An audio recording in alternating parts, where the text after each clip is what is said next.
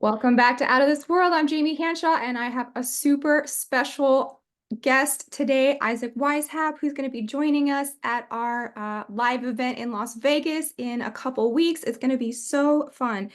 And today we're going to be talking about his books, his awesome books, Aliens, UFOs, and the Occult. Use Your Illusion, Part 1 and 2. I don't know if we're going to get into all of this today. It's going to probably need a sequel because we have so much to talk about. So what these books are about is something that I've been talking about for a long time. The connection between demons, aliens, UFOs, the occult, and sex magic. And are we causing the alien invasion to occur by our thoughts, by our manifestations, by our sex? So this is something that is going to get really deep and hairy. The name I chose for the show is 50 Shades of Grays because it seems that it's been going on since ancient alien times, is the connection between procreation, creation, and relationships between otherworldly entities and human beings. How are you today? Man, thanks for having me back on. I don't know if I'm a special guest, but I'm happy to be a guest on your show again. And this is probably, I mean, if you forced me to pick one uh theory, I know you put this on YouTube, so I'll be careful with some of the terms I use. If there's one theory I had to pick out of all the theories, I think aliens and the connection to spirituality is the one that resonates the most for me. Mhm. So I'm very excited to try to unpack some of this, which I mean, these are huge topics, of course, but yeah, we'll definitely have to link back up for part two as soon as possible.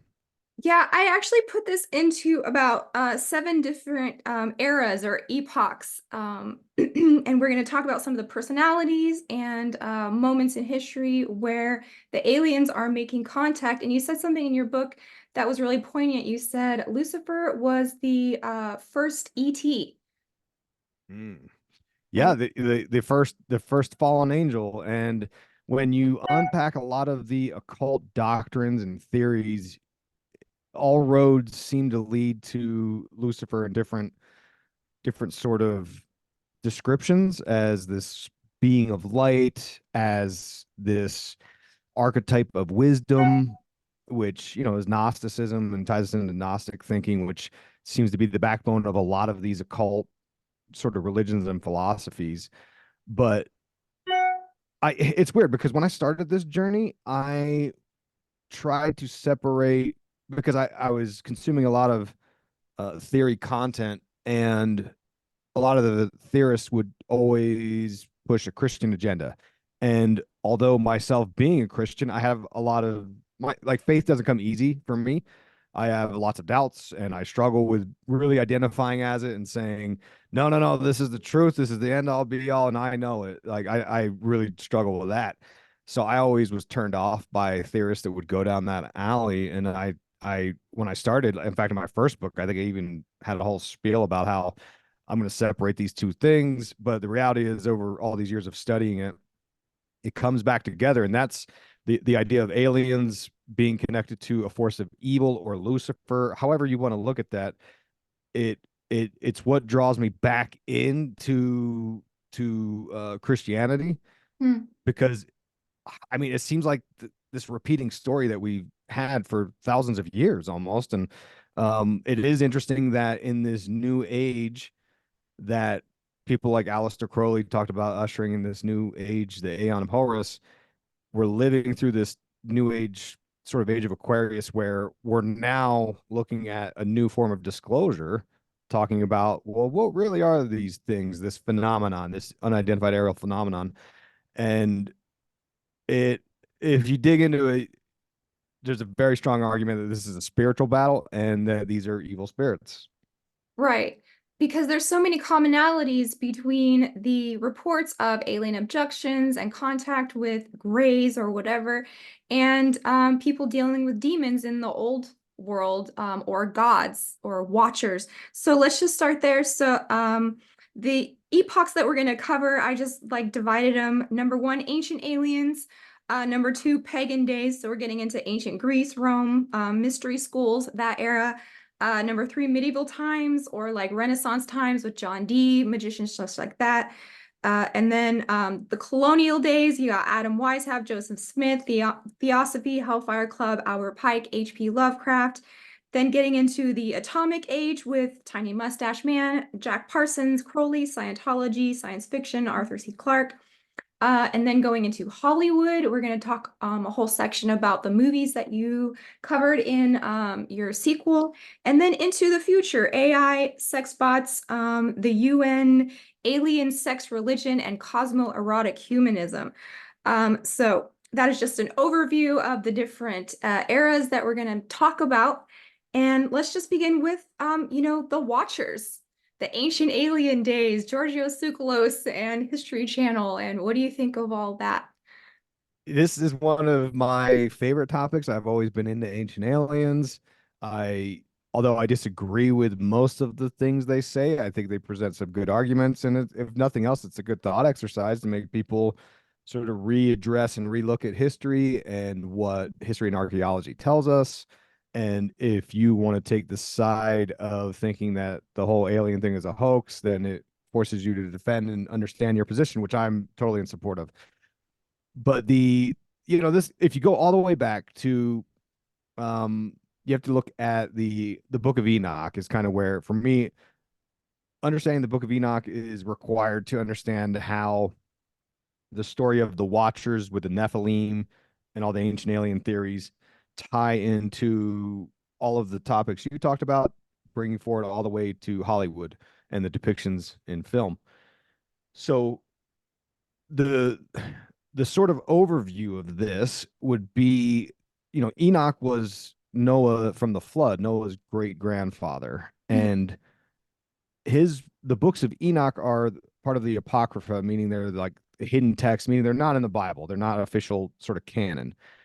And the books of Enoch, there's actually three books. They were found in the late 1940s as part of the Dead Sea Scrolls, which around the same time we had the Nag Hammadi, which were the Gnostic texts found in Egypt in this late 1940s. And this the Gnostic texts of the Nag Hammadi included the Corpus Hermetica, which were supposed to be authored by Hermes or Thoth, which, as we get into this idea of the Book of Enoch, we find that there's a lot of theories that suggest that Enoch is actually Hermes or Thoth. So what we're seeing here is in the late 1940s, this rediscovery of the books of Enoch and the idea of Enoch, which is popularized. But this has been the theories about who Enoch was has been known for hundreds of years prior, and we'll get into that with John Dee and Aleister Crowley employing the Enochian language. So the occultists have been onto this for a long time. But if you read, Michael Heiser wrote a book about Enoch. I think it's called The Book on Enoch that I have on Kindle, and he goes through the three books. And there's different theories as to who actually wrote these books. I think some people claim that Enoch 1 was written by Enoch. Other people say no, it's not possible because it was much later. But the second and third books were not written by Enoch for sure, from what I understand. And in the first book of Enoch, that's kind of the most important one to focus on because it talks about the angels the fallen angels that they call the Watchers, the subsequent flood, the depravity that they were teaching mankind that caused the flood. And Enoch had these visions of heaven, and he was in visions of the apocalypse and the end times, and he was eventually taken up into the heavens. And that's I think he's one of two characters. I'm not a biblical scholar by any means, but I think he's one of two characters that disappeared in the Bible that just went up to the heavens and never came back. I think Methuselah was the other one. Elijah, I think, or maybe. Maybe he was. I don't know. I'm not. The Bible isn't my forte, as awful as that is to say. But the Watchers, they're actually in the Bible. They're in the Old Testament, the Book of Genesis, but it's very minimally written about. But the Book of Enoch, it describes it in very in good detail. The Watchers were the fallen angels, and they fell from the heavens, came to earth, and they procreated with women, and the procreation were these hybrid giant alien, half man, half alien. It's called the Nephilim. Hmm. And And oh, go ahead. Sorry. well, I was just going to say, one example of this would be Gilgamesh, who is one of the first books that we have on record. And his story is that he was two-thirds God and one-third human. And he really resented the fact that he could not live in the realm of the gods. So he would go around creating havoc in the human world. He was the king, right? And this is where we get the ideas of prima nocta, or the king getting the first night with a new bride. He was very preoccupied with fame. He is the kind of an archetype of your first like superhero or action adventure hero because of all his epic tales and stories. So the gods had to create a companion for Gilgamesh called Enkidu because he was just so insatiable and violent. So Enkidu comes along, they wrestle, they have adventures, they go kill Humbaba or some kind of another mythical creature. But yes, so Gilgamesh is an example of a hybrid king from the ancient world. And then we find out that these royalty and ancient bloodlines actually got their legitimacy from the public sexual ceremonies that they would do with priestesses who represented Inanna, one of these Annunaki, fallen angels, watchers, what do you want to call them? But they were the patrons of the ancient cities like Uruk and Babylon and Assyria. That Gilgamesh, I read about. There was an article on the Ancient Faith blog, which is like an Orthodox website, and it said there's an article about the Book of Enoch, and they believe that it's referring to the Apokali, which were these six kings who were, that controlled the world before the flood, Hmm. and they were supposed to be, from what I understand, like Mesopotamian gods who had mastered technology, which Gilgamesh talks about transhumanism and things like this. And Gilgamesh was two-thirds Apokali, meaning he was part man and part God. They Hmm. said that they called him the son of the spirit. Hmm. And in the Dead Sea Scrolls, there's the Book of Giants, and it says that Gilgamesh was actually one of the Nephilim. Hmm. And that's one of the bases for which a lot of Orthodox Christians think that these gods that they talk about in Ancient Aliens were actually just demonic spirits, offspring of fallen angels, offspring of the Watchers, and they, going back to the beginning of the story in the Book of Enoch, the whole idea was that these fallen angels came down here, created this this race called the Nephilim. Some people say that the Nephilim were actually the blood offspring of Cain after he slew Abel. So the idea that they have this inherent evil within them, Hmm. but the the whole idea was that the Watchers in the Book of Enoch, they take this pact, or they take on a curse. They come down from Mount Hermon. They take some wives, and they create the Nephilim, and they teach all of mankind how to do occult magic and practices, even cannibalism. Because in the Book of Enoch, it says that they literally taught them charms and conjurations, the cutting of roots and woods. Um, it says the giants turned themselves against mankind in order to devour them, and they began to sin and devour their flesh and drank the blood. And this is where, from I guess, like from a larger perspective, one of the ideas of evil entering our world and there being two possible paths forward. There's the what they call the path of Seth, which is seeking to do the will of God, which I would assume is like the Christian sort of, the Lord's Prayer is to do God's will. And then there's the path of Cain, which is self-centered and to do one's own will, which Aleister Crowley, his axiom, do what thou wilt.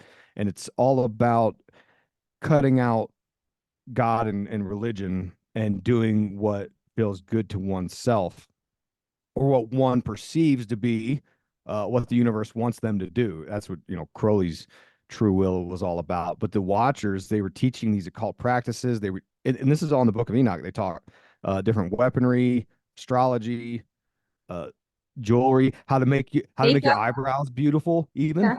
Yeah.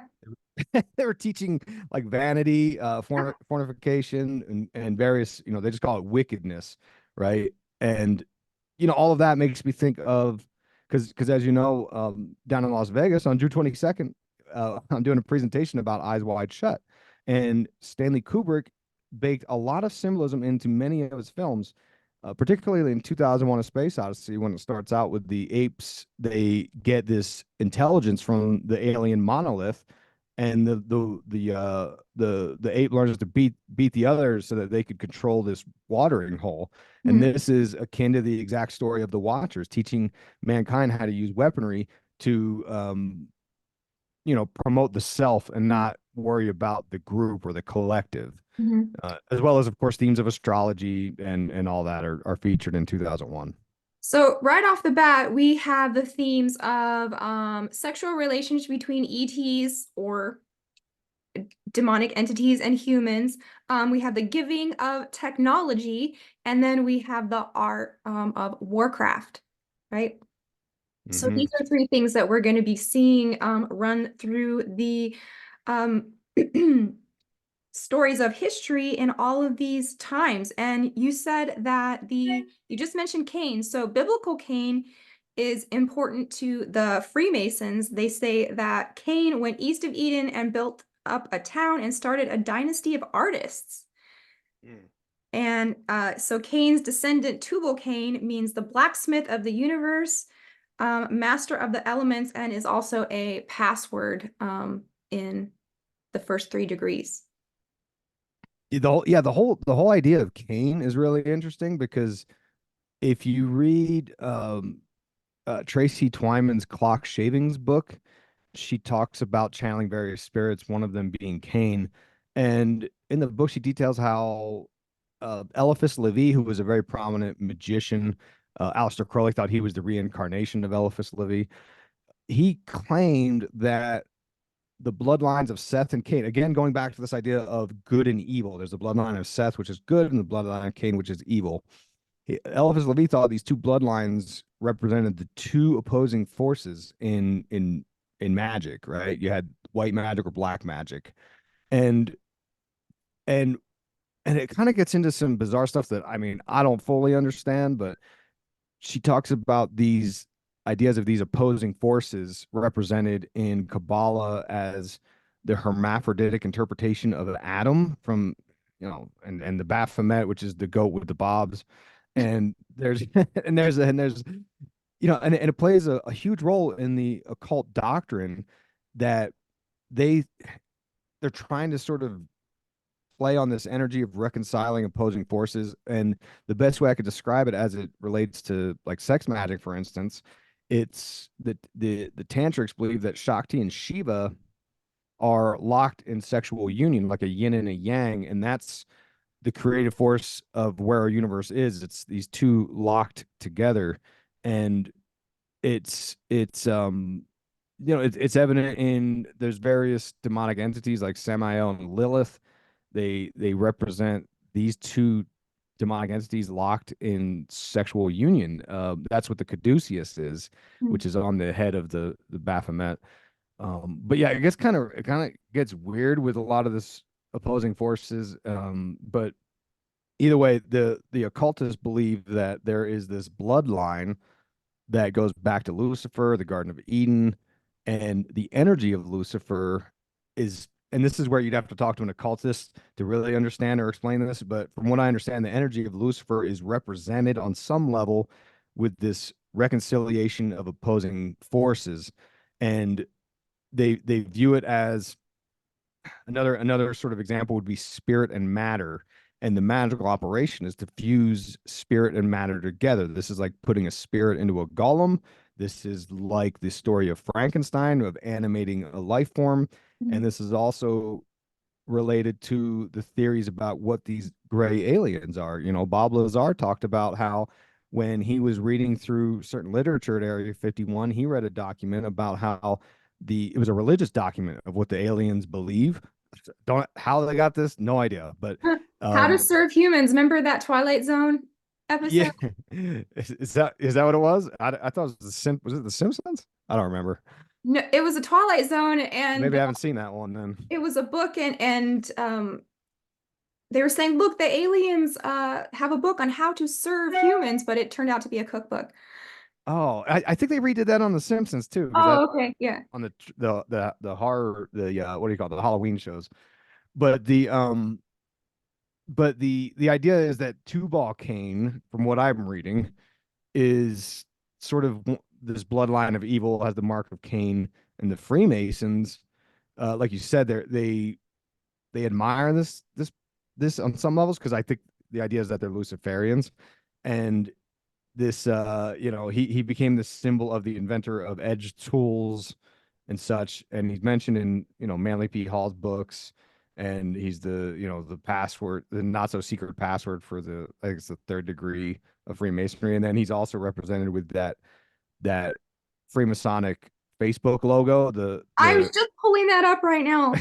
the it's a golf club with two Well, here's balls, a bunch of and them, but the top one is, yeah, it's like two balls and a cane, and it looks exactly like yeah. Facebook.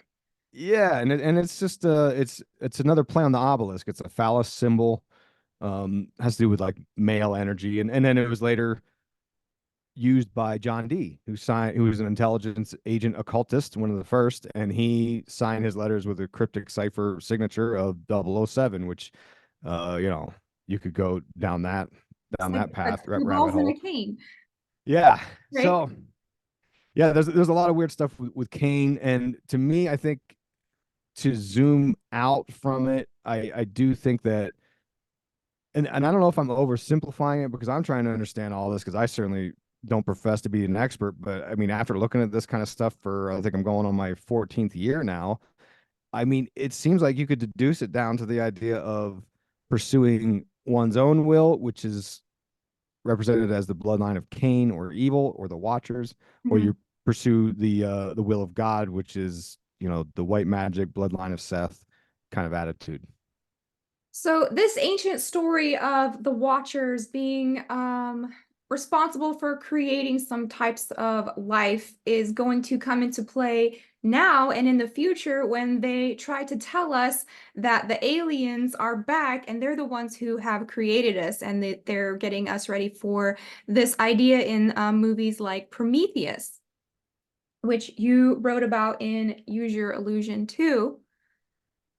There's a Yeah, real there's the yeah, that's it's weird, because we've been on this journey as a society where everything was real spiritual, and we were looking to in the days of Rome, people believed in that they were able to experience many different pagan gods, and then the age of reason, age of enlightenment, made us say, oh well, all that spirituality stuff is unprovable with the empirical sciences, and therefore we need to go back to a society that we based our rules and beliefs upon science, and trust the science, right?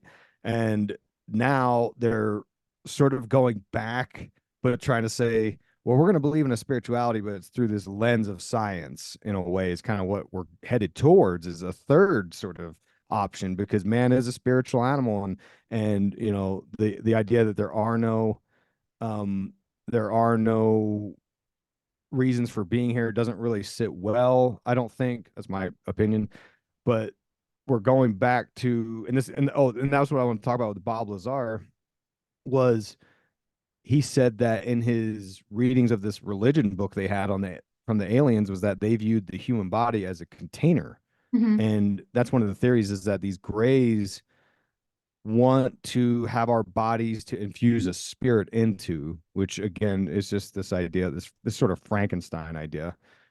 And science is the way of sort of finding a new spirituality. And that's, even with talk about Prometheus, because that whole movie starts out with basically the alien giant, the Nephilim, and they call it the engineer in the movie, and he comes to Earth and sort of seeds all of humanity, and he does this through a DNA like helix, double helix, and the guy, Francis Crick, I think, is the one they attribute to the discovery of the double helix DNA theory.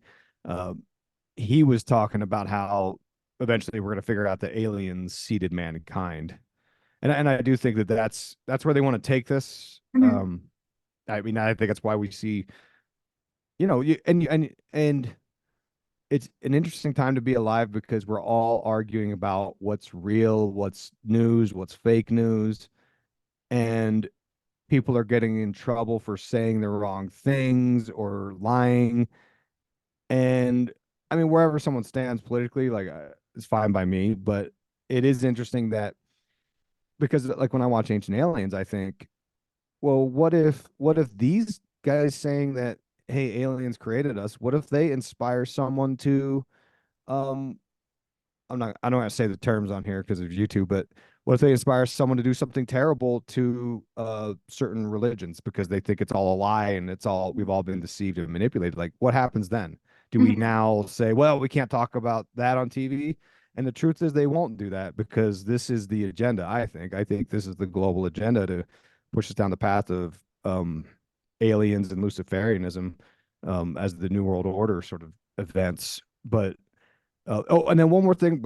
I'm gonna quit rambling, but I do think that like I believe in John Keel's idea of ultra terrestrials, meaning I think spirits or paranormal activity from another dimension manifests in different ways, aliens, Bigfoot, whatever. And I don't think that 100% of all supernatural activity is evil. Um, I think there probably are angels of light, of good that people experience. Mhm. How do you discern between the two? I don't know. I guess it's up to the observer to sort Well, of say how it felt. probably the good aliens don't want to do butt stuff. Yeah, I would think so. I would think so. Yeah, that's number one. If they're not molesting you, then maybe they're okay. Um, yeah, so one more thing about Prometheus is that it's not just the engineers and the humans. There's a third thing that comes from that, which is AI, which is a whole big thing that we're going to have to be dealing with in the future. AI is here to stay. Everyone's using it. It's going to be something that people are worshiping. And I think part of the invasion is going to be getting people to believe that they are aliens or identify as a new species. What do you think about that? I'm with that entirely. I do think that the path of technology will support a lot of these lines of thinking. If you read, so I interviewed Professor Diana Pasulka, and she's a fascinating person. She's been over to the Vatican. She's a professor of religious studies, and she's written two books now about her experience in working with what they call the Invisible College. This is the new sort of secret society of people researching the phenomenon of aliens and UAP and all that stuff. And she doesn't specifically give you her like opinion or direction of what she thinks is happening necessarily. She kind of just presents the information. And clearly, like I'm sure she has her own thoughts about the spiritual sort of impact of what's going on, but they brought her into the group because they want her to document it and they want to have a sort of um religious foundation of I don't know of documentation of this, kind of like the Bible. The Bible documented Christ, and Mhm. this is kind of what we're doing now is this records gathering process. And in her newer book called Encounters, she talked about, and I'm going to overly simplify this. She talked about the idea that AI could simply either be us from the future, Mhm. as I would presume digital consciousness coming back to uh, teach mankind technology or where this path is headed of evolution, or it could be these spirits from another dimension finding a way to communicate with us. And this makes me think of John Dee's Enochian language, which we'll get into, I'm sure.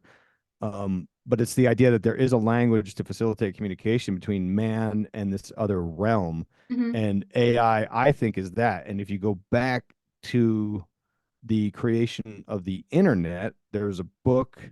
So Jacques Vallée is a very prominent ufologist. I'm sure you're familiar with him.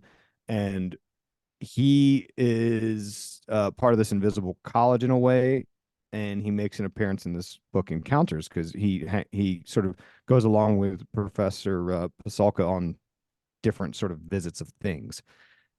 And she goes to his place, and he's got this massive library about alien sort of, you could argue ancient aliens or religious contact with entities, or like the Lady of Fatima is kind of an example. It's this supernatural experience, and the Vatican deems it a miracle or a saint or whatever. You just got me thinking. So there are ways that angels, good angels, communicate with humans. I mean, we have the, annunciation of the angel coming to Mary. You have Yeah, that's why I don't want to say like, oh, these are all demonic and you're all talking to demons, because I don't think that's true necessarily. Go ahead, right. sorry. So you can be contacted by good spirits, but it seems like uh, we're not supposed to be trying to be in communication with a spirit world other than prayer, maybe some like akathist or like songs to our guardian angel. But definitely note like Ouija boards or ceremonial magic. What do you think? This is where it gets hard to frame in our modern day world, where we're kind of free to think we should be able to do anything we want to do. Like for me, back in, I've told this story before, so my apologies if people have heard it. Back in '99, I was in the military. I got stationed in Utah. I met up with this guy in my unit, and he took me on ghost hunts.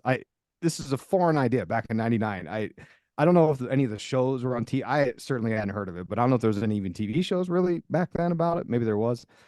I hadn't heard about it. And he was telling me at work, he was like, dude, you got to go with me, man. We go out and he explained what EVPs are, where they record stuff. And he played some of the clips, and I heard some stuff on there and I still had doubts. I was like, bro, you're crazy, man. So I went with him, and I had many, many experiences. I've seen orbs with the naked eye. Well, I say the naked eye. I've seen them on a camcorder screen that was flipped open in this haunted school. I had tons of EVPs, very intelligent EVPs that were saying the name of my girlfriend's uh, dead grandfather. I mean, just crazy stuff. And then it started to manifest into the place I was staying. We got all these real strange like scratching marks on the wall. I've had spirits talk right into my ear, like made me jump up. Like I was just laying in bed and just hanging out, and I heard this thing, and what it said was, and this is what I heard. I heard this is how you know I'm not lying. It said, it's a dude, is what I heard. I don't know if that's what was supposed to be said, why Uh-huh. you would say that even. It had no context at all, but it was, I mean, it was loud as if someone whispered right in my ear. Wow. And I had enough of these experiences that and he was teaching me, because we were rolling with the Utah Ghost Hunter Society, Mhm. and he was teaching me how to do all this stuff. And they were always like, well, when you go to a site and when you leave, you say a prayer and tell them not to follow you.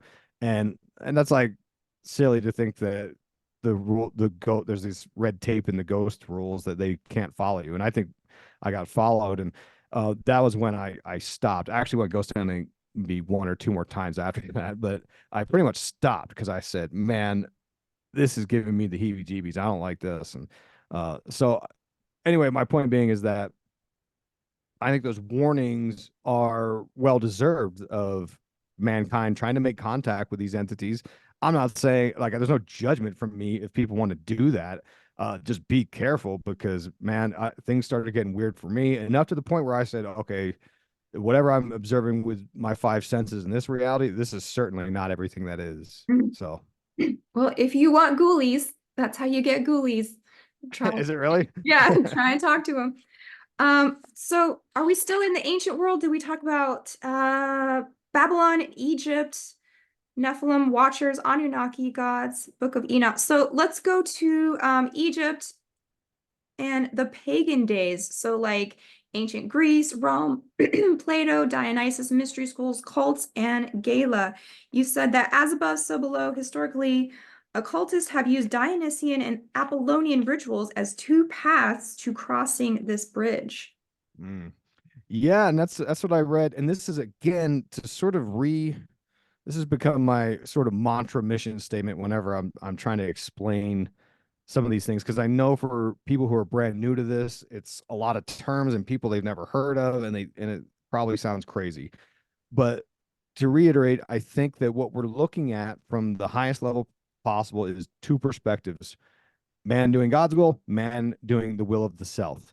Mhm. And there's another term for the doing the will of the self. It's called antinomianism. And there's a book I recommend to everyone that I ever talk to about this stuff.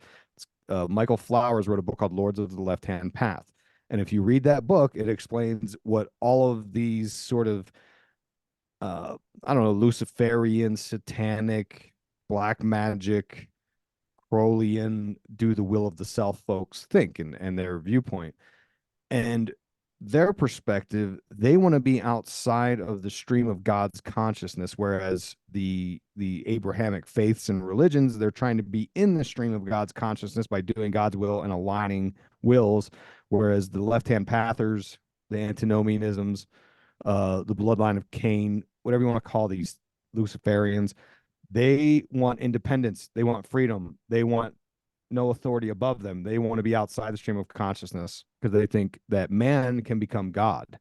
So, one practice they use to understand and experience this is different rituals. And with the Apollonian and Dionysian rituals, these are two different methods of making contact with the gods. They call it the divine, the source of light, whatever you want, whatever, however they frame this thing. And the Apollonian technique is with strength, and this is, and you'll see a lot of parallels with modern day like Christian practices of Lent, right? Is a restraint, and that's an Apollonian sort of technique Mhm. where you restrain from food, sex, all that stuff, like in order to purify one's mind so that they can better sort of link up to God. It's kind of So how to it's describe it. like asceticism, fasting versus like orgy or Yeah. Yeah, excess. because the Dionysian is the other side. It's to overload the consciousness to be a part of God. And that's through orgy, through sex, through drugs, through rhythm, through dancing, through drumming. And I think this is where like a lot of that footloose idea of I would guess where like footloose ideas come from, of how you're not supposed to dance. I grew up in a church where you weren't supposed to dance either, which is crazy to me. But There's I nothing wonder wrong if with dancing. But I wonder if that's not where this comes from, though. um dancing for the purpose of inviting spirits into yourself, such as like voodoo or something, I think Mm. that is a different type of intention, right? Right? Yeah, like Beyonce did with the her Oshun channeling Mhm. and the Yoruba religion that she was endorsing for a while there. Um, Yes. but I'm trying to. Oh, so Egypt, right? We talked about Egypt there. I think the connection there is to look at the occult art practice of alchemy, which comes from Egypt, because alchemy is a reference to the black soil, the fertile soil near the Nile. And they do a lot of play on, um, like man is supposed to be the fertile soil to plant ideas and wisdom to Mm. evolve us into becoming gods. And the the story of alchemy is that Thoth or Hermes Trismegistus, same entity. Thoth is the Egyptian god, but this entity came down. This god came down and told mankind about the secrets of alchemy, how to do the great work so that man can become God. And this was written down on the emerald tablets, supposedly. Um, and you can read about what these ideas were. From what I had read, officially they stored it in the Library of Alexandria, but then when that got destroyed, it went either underground or got destroyed too. But some of these teachings exist still. You can read about them in various books. But there's an idea that um, both Hermes or Enoch, these are all references to the same spirit of enlightenment, and they were believed to have invented writing. Like it's kind of like I said, some of the stuff's kind of so foreign to us today. Mm. But there's a skeptic guy named Jason Colavito, and he wrote an article talking about how these Egyptian kings and pharaohs could have actually just been Nephilim giants. Like, Mhm. and this is a skeptic dude that wrote this, saying that this is the same bloodline. But the the idea of, because I think I learned this from, I'm gonna comb through my notes here. Damien Eccles talked about this. Mhm. There was a video, I think on his YouTube or his Patreon, I don't remember, where he talked about the importance of the Book of Enoch to the occultists and the magicians, because he explained the Book of Enoch as the foundational book for all of magic, for Gnostics and ritual magic, even LDS Mormonism. They all use the same concept to make contact with entities, and he thought that Enoch was also Metatron, Mhm. and Enoch was able to ascend the 10 levels of heaven to be with God. This is like the idea of the Kabbalah tree of life. And Enoch was the one to actually complete the great work, and he, even taught Noah and stuff like this. Yeah, so you've got But go ahead. Sorry, I was just gonna say. So what I'm getting at here is I think that Enoch was this sort of spiritual father of enlightenment, I guess, in a way, Mhm.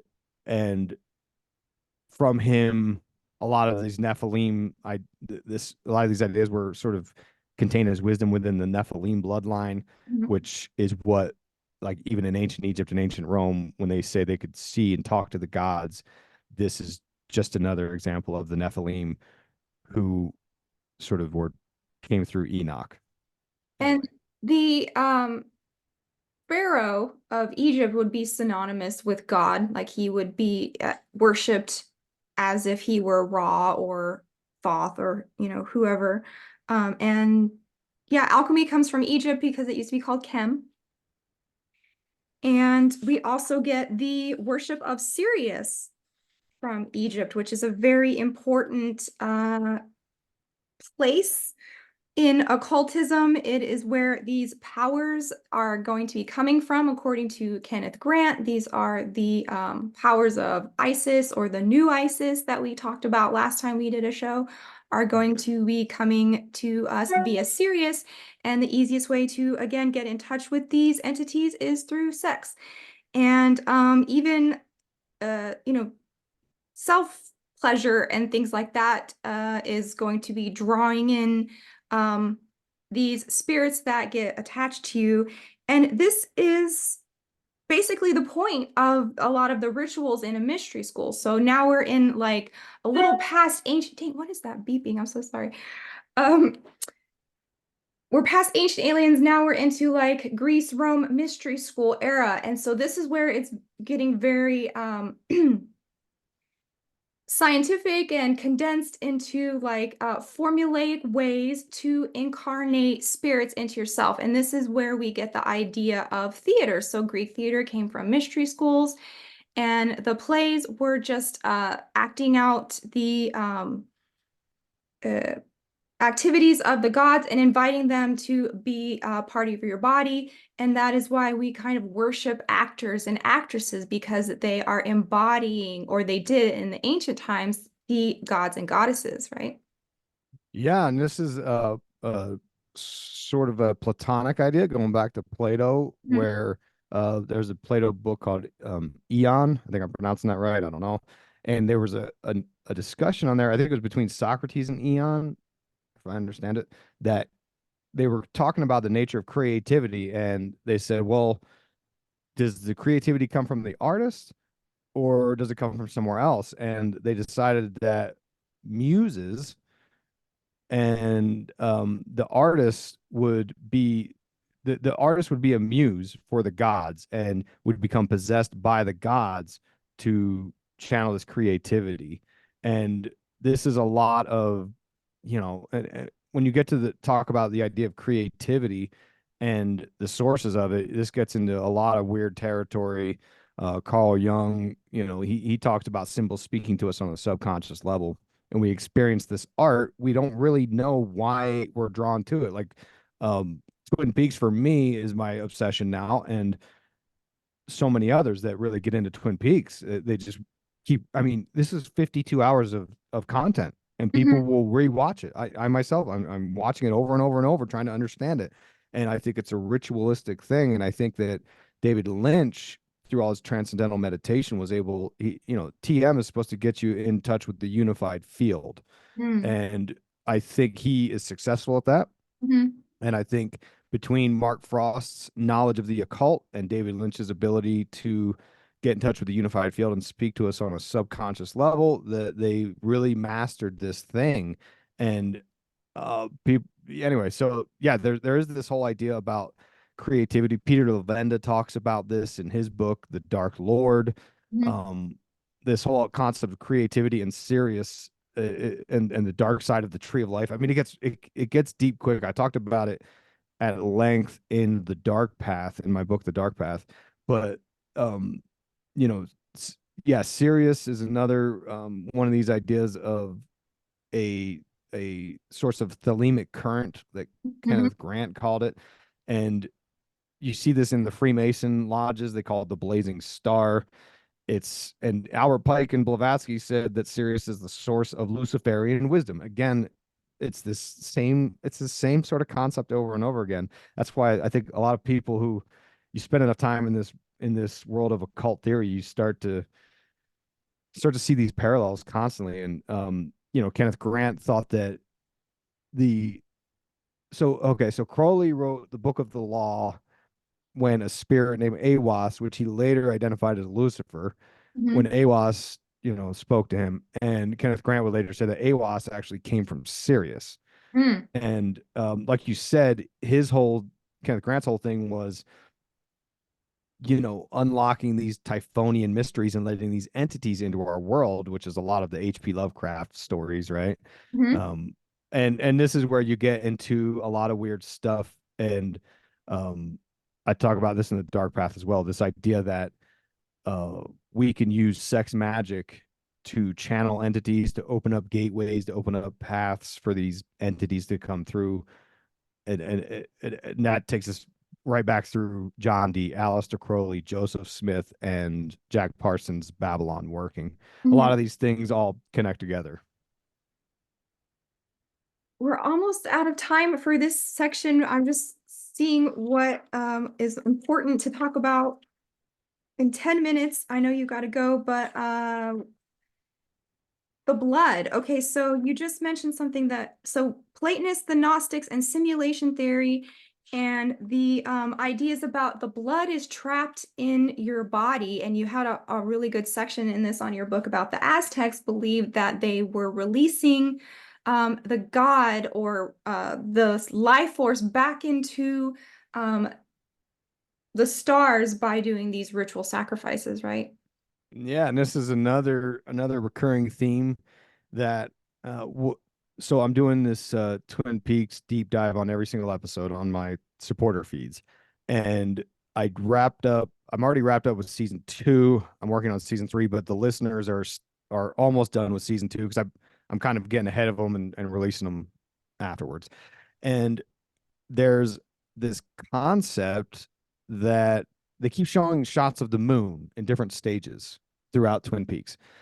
And I connected into the idea of a Gnostic Manichaeism, which is this guy named Mani who started this branch of Gnosticism called Manichaeism. And his idea paralleled a lot of these ideas that the Gnostics have, or even simulation theory, where they believe our world was created by a false god and God really hates us.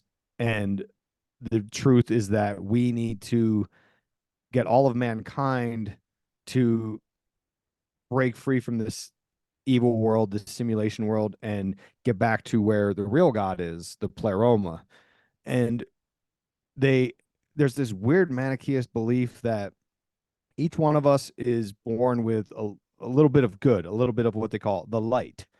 And when you see the moon becoming more of a, the stages it goes, the phases of the moon goes into a full moon where it's fully bright, that they believed was when people would die, their light would go, if they did it right, their light could go up to the moon as a sort of I don't know, a weight transfer station.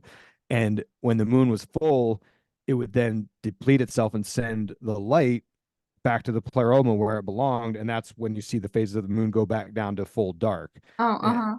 so they had this weird idea, but it's an idea that shows up in a lot of places. And this includes the Aztecs, that they believed that our the goods the light trapped within the human body could be freed and sent back to the heavens. And they would, that's why you have all these Sounds depictions of Kabbalistic. them.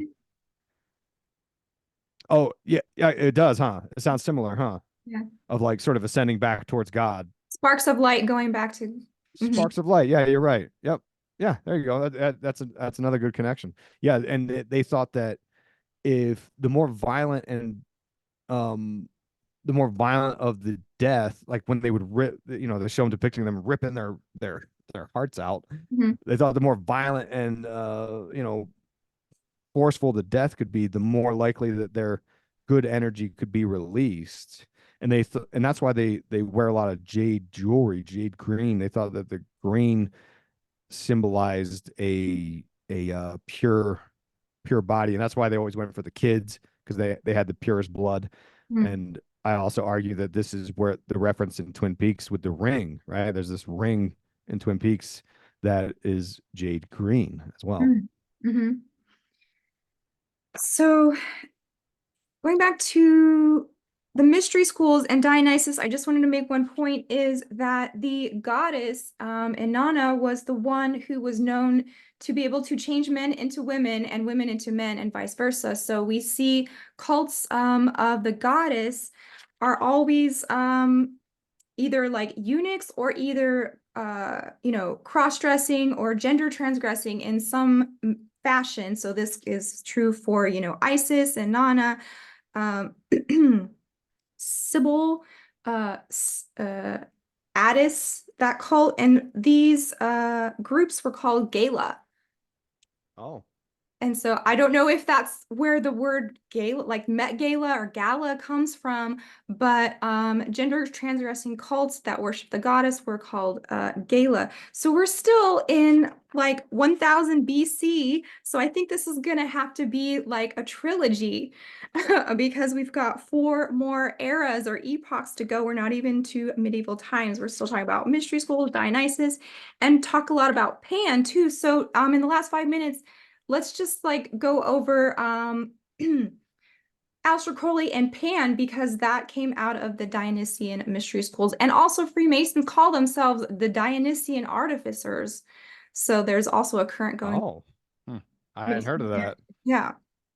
Yeah, the Aleister Crowley connection is yeah, and I do think maybe a trilogy would be a good plan, because you've got a lot of um good major points in understanding the big picture of all this occult stuff, and how all these characters sort of fit together. And um you know in ancient sort of paganism, they Pan was represented as the planetary force of Saturn. Mhm. Manly P. Hall's Secret Teachings of All Ages talks about Pan being the symbol of Saturn, because